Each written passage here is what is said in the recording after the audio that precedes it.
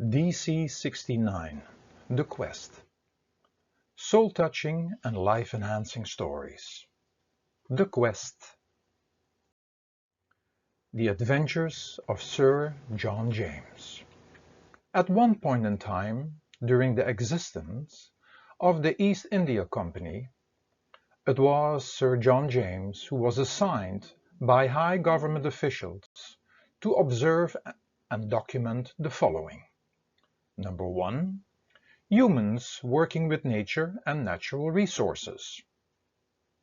Number 2. How leaders get others working and fighting for them. Number 3. Rituals and other customs. He was a very important person on the ship, and wherever they sailed and landed, he was often the first person to get in contact with the people of that country or place. He spoke many languages, was an easy and likable personality, and whatever he observed and documented was used to become a treasure of power and wealth for England upon his return. Sir John James was dedicated to his job and looked at all these treasures to be found as being on a quest. He loved to sail and explore new, and was content with his position and able to serve his country in this fashion. When there was danger and fights anticipated upon arrival anywhere, he was happy that other ships that sailed along had this duty, for fighting was absolutely not his thing. He had even trouble with the thought of voluntarily dying for his country or for money offered to soldiers. He had visited several countries in Africa where leaders were worshipped or feared or brainwashed from childhood on that it was a privilege to fight and die for the leader and tribe. When there was religion involved, there were even promises that one would die in the name of God would go to heaven and receiving special gifts. But Sir John James had a hard time believing and understanding this. He was not convinced before he had the evidence to have seen. When he did visit other countries, the leaders made those defeated from other tribes into their private army, and many of these soldiers were paid well. However, to go that far to be willing to die for something or someone was something that didn't agree with his understanding of life. Respect, yes. That is where he could agree with, having a respect for something or someone, which he learned from visiting other countries, tribes and places, where he saw individuals and groups living in harmony with their surroundings, being in and living with nature. However, there as well, when individuals and groups started to worship the such-called nature spirits or making things from nature into idols, it was not for him. To have respect for others and natures and everything it offered was very much appreciated by him, as long as this respect was not lost again in endless ceremonies and rituals. On one of the travels, they ended up in Japan, and at one point in time Sir John James was invited to the Emperor's palace. This happened because the Emperor understood that his mission was to bring valuable information back to England. The Emperor thought it would be great to exchange all this for future peace between the two cultures. There was a lot to learn from each other. The Emperor told him he could stay as long as he wanted and would be a guest in the palace. He made many friends as he was a kind person, good of heart, and it was easy for people to talk to him, and he built very good relationships. So it was also that he got befriended with Yoshi, one of the samurais of the Emperor. One day, while walking in the garden with Yoshi, he said, "Certain things I do not understand. As a samurai, you are there to protect your master, and you are willing to give your life for him. Why?" "You see," said Yoshi, "it is an honor to die for my emperor. When I can keep him alive, He can't keep on ruling the people and the country. He is a good emperor, and the people need him. You made it sound like a privilege, but what is there in it for you? My life as a samurai is very special, for I have to constantly be awake and aware, to know what is going on around me and around my emperor. And by doing so, I stay awake and alert of every moment in my life.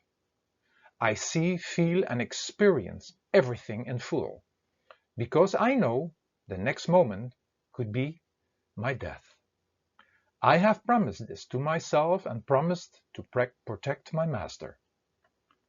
So John James scratched his head. And in theory, it sounds great, because my mind goes off in all directions all the time. I am thinking about England, what we will find in the next sport and future adventures, and actually I am seldom in the moment. I see the advantage of your life, but I would not want to be a samurai.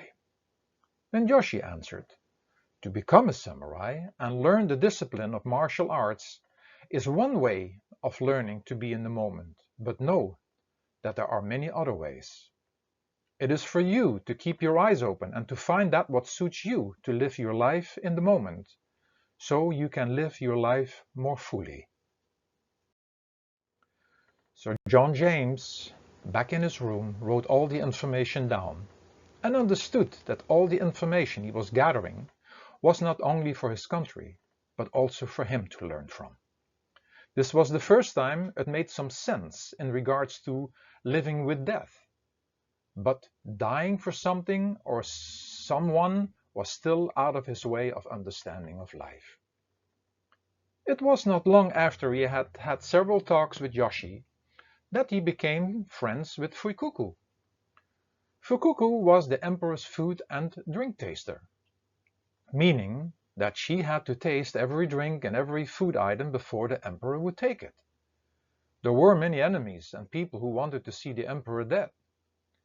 One day in the kitchen, during one of their conversations with her, he said, "You may not look like it, but you are like a samurai.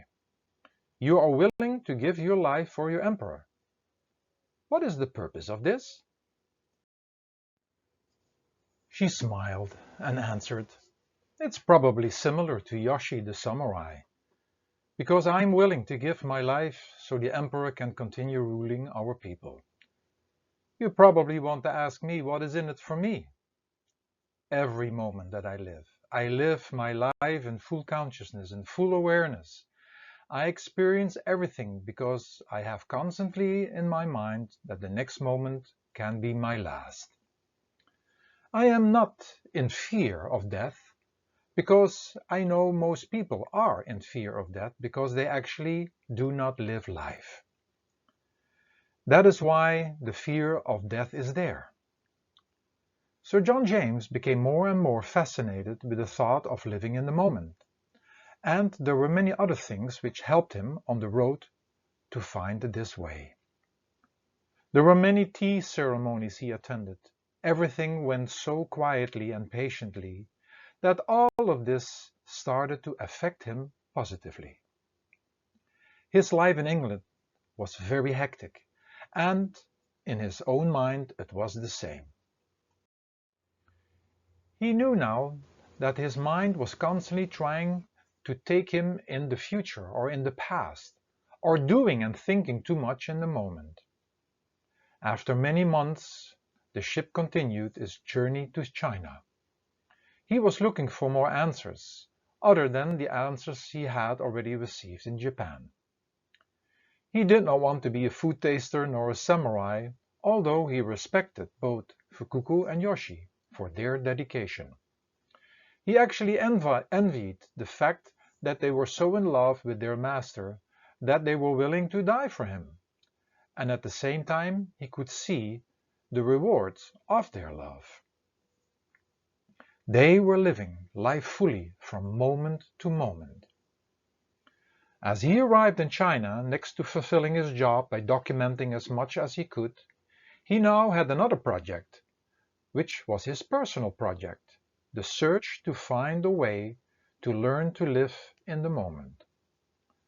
The search was to find something where he really could fall in love with, willing to give his life for. On his travels through China, he visited many martial arts schools, where he found incredible amounts of discipline. People were training from morning till evening in the different styles of fighting. He joined classes at several schools and finding it very beneficial during the practice to be in the moment, but discovered that to be in martial arts was not his life. He could do it for several hours a day, but not as a lifestyle. That was not for him. His next adventure was living amongst Buddhist monks in a monastery. Here he learned about the simplicity of life and the respect for every living creature. They did not try to do anything that had breath. He joined their prayer classes but felt he could not be a monk. It was too far away from his religious beliefs. Although he found nothing wrong with their religion, he could not completely live it as they were. Then he secluded himself for weeks in a row in other monasteries to be in complete silence. But as he sat in his room and tried to shut down the whole world out, he found out that his mind was even getting more active, trying to run in all directions. So sometimes after several days or several weeks of secluding himself, he had to break out and to be in the world again. While observing all this respect and simplicity of living, he came to the conclusion that his life had become very complex, and that life in the Western world was very complicated. It made it hard to live simple and to enjoy the simple things of life. His adventures went on, visiting other countries in the East. In India, he got confronted with the existence of countless gurus and tried to find someone able to guide him on his quest to live in the moment, but even more important, to still his mind. He found many gurus that contributed to his quest, but there was still something missing. And the closest he had come was to understand that it not only had to do with respect, but as well with love. The love he had seen in many followers of their guru had been impressive, but he could not understand, and even called it, worshipping of another mortal human being. After many years, he returned back home to England. Everybody was very content with all the documentation and information he had gathered. However, he was not content inside himself. There was a kind of disappointment. Although he had experienced so much, he still felt that there was still something missing. He felt that he had failed in his personal quest. He had almost traveled half of the world and did not find what he had seen in Yoshi and Fukuko, the first two people who made him aware about love and how to live in the moment, but also the love of many disciples for their guru. It was a love he could not understand.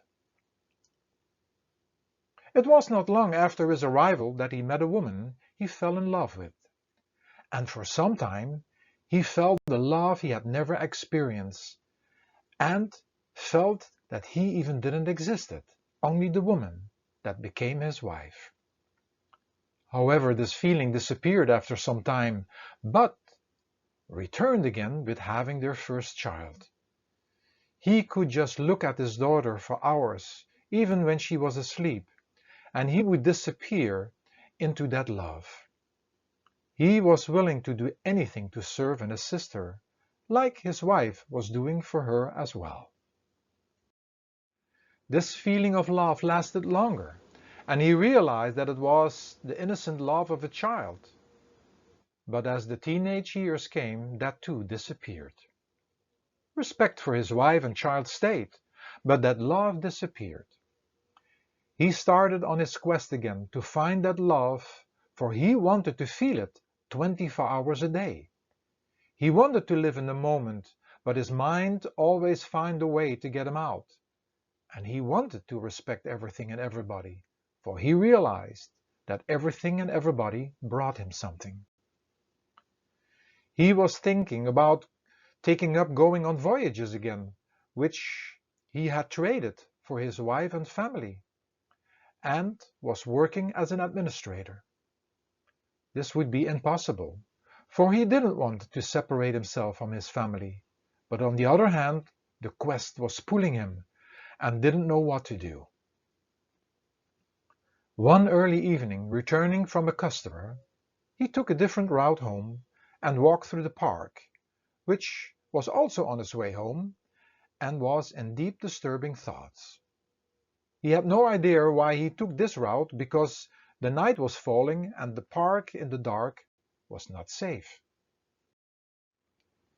While passing one of the benches in the park, he noticed in the corner of his eyes a foreigner with a turban, and getting closer, the gentleman spoke, saying, "You seem to be looking for something."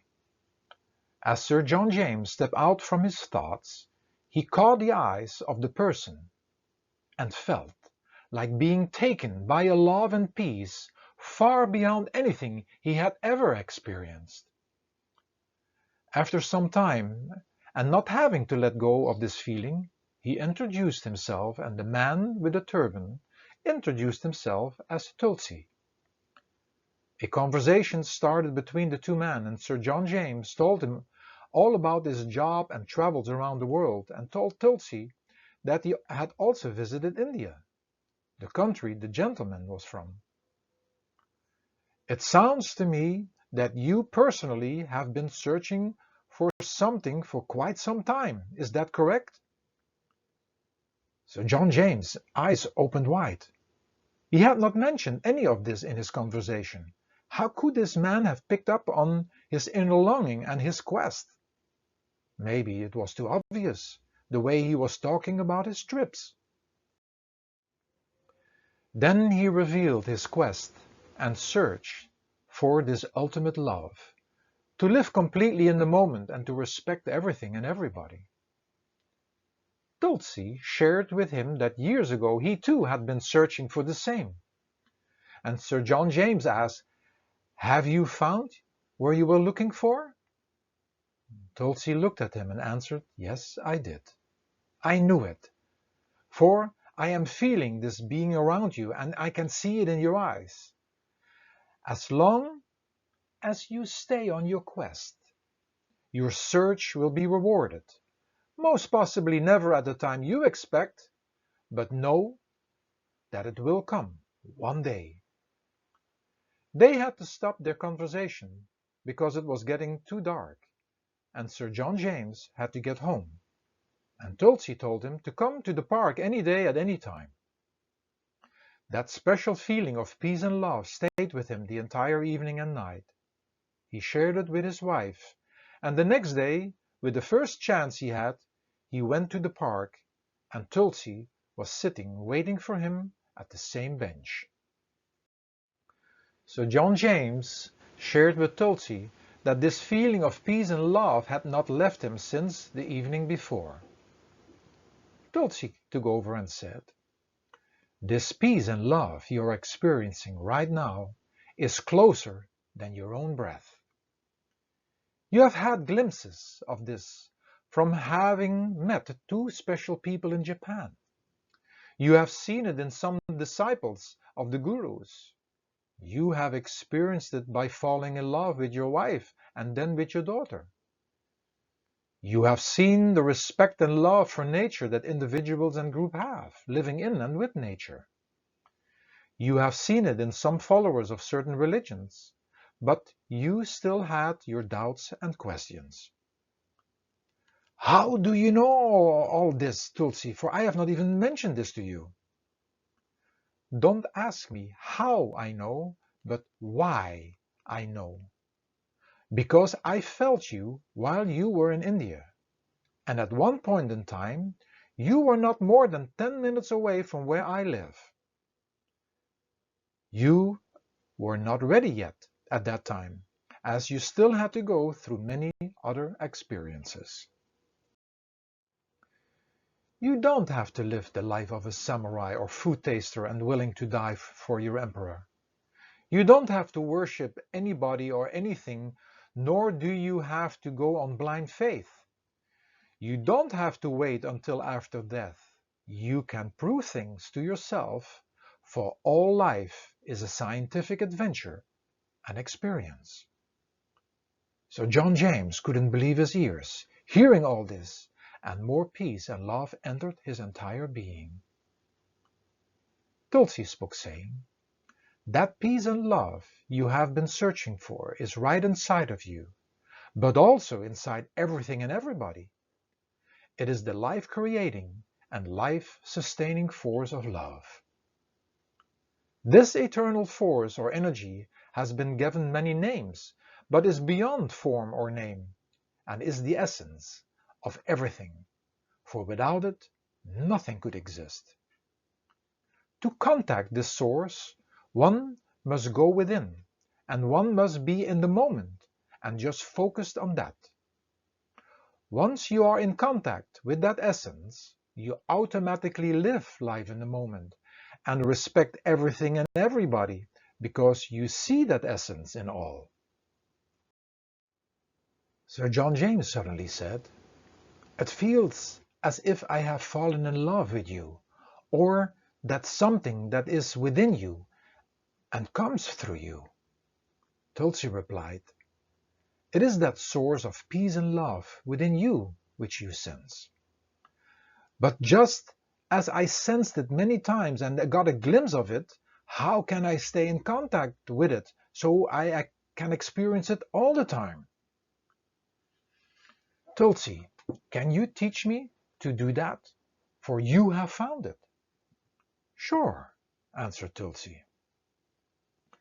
So John James started laughing and said, "How is it possible that I searched the whole world, and here in my hometown, London, I found what I had been looking for?"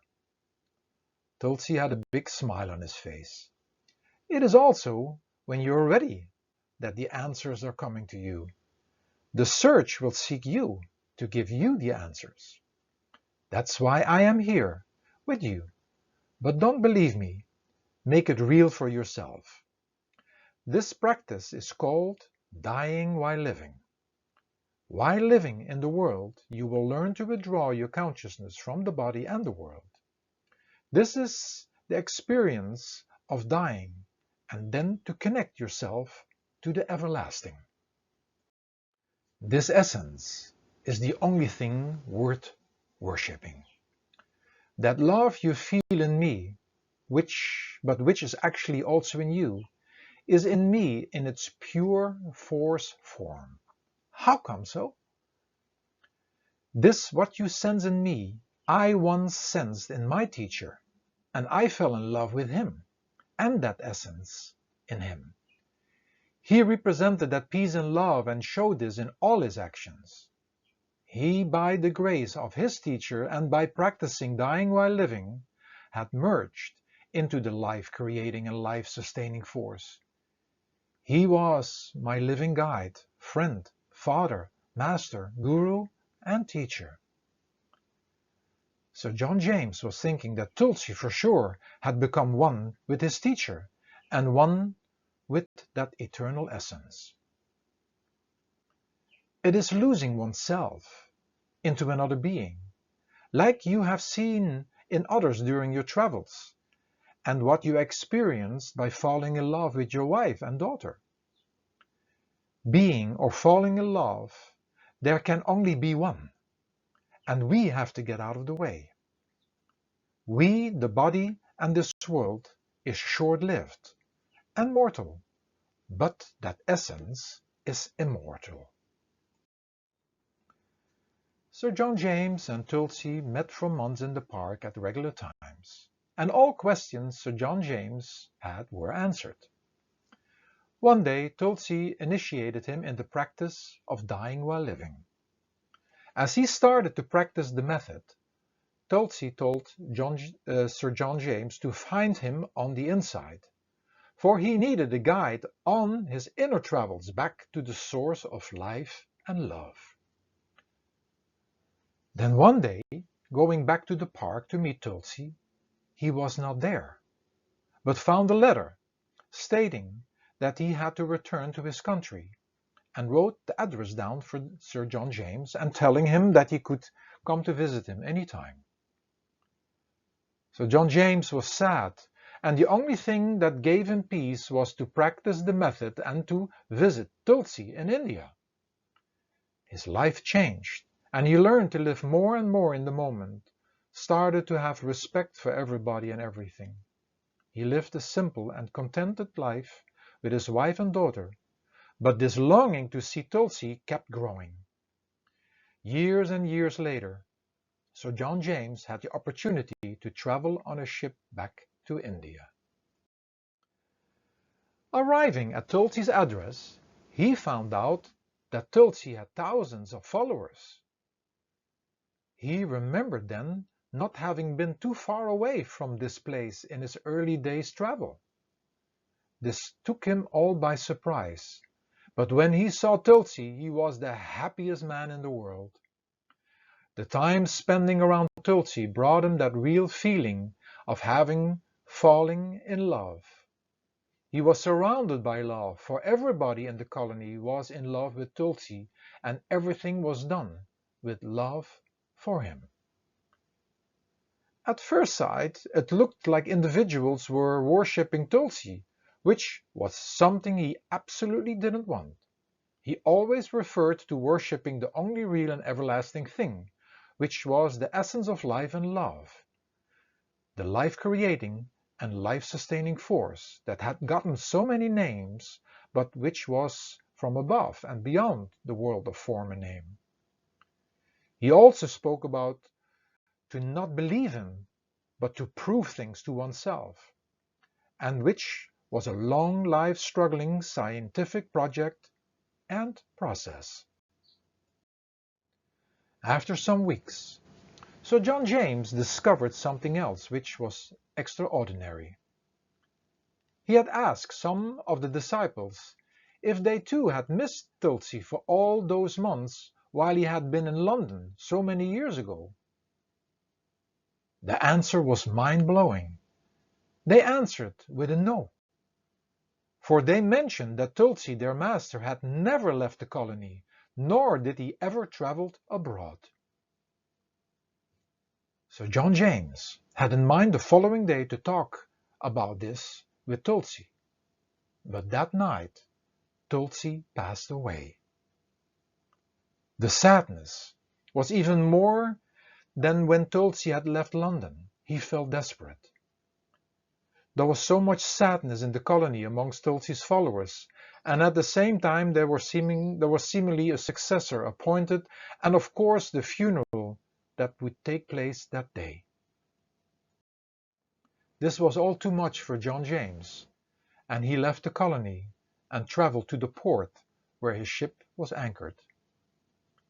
He did hide himself in his cabin, and some days later, the voyage back home started.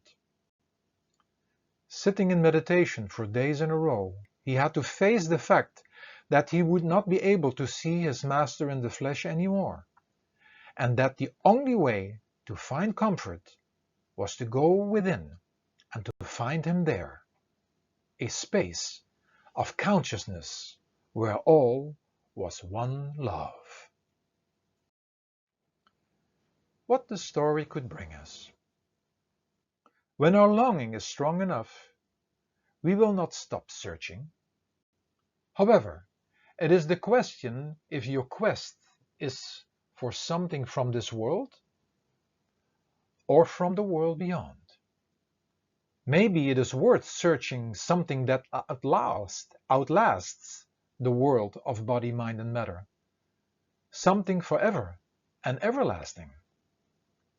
We have given this something which we cannot see or hear with our physical eyes and ears, and which our intellect cannot grasp, many names, but which is beyond form and name, but which is the essence of everything and everybody and right within us. This something is not to be found outside, but within us. However, when we find it on the inside, we will see it as well on the outside, inside everything and everybody. To go this quest, we must find a teacher, a guide or master who has already discovered this and who can guide us in this world and in the worlds beyond.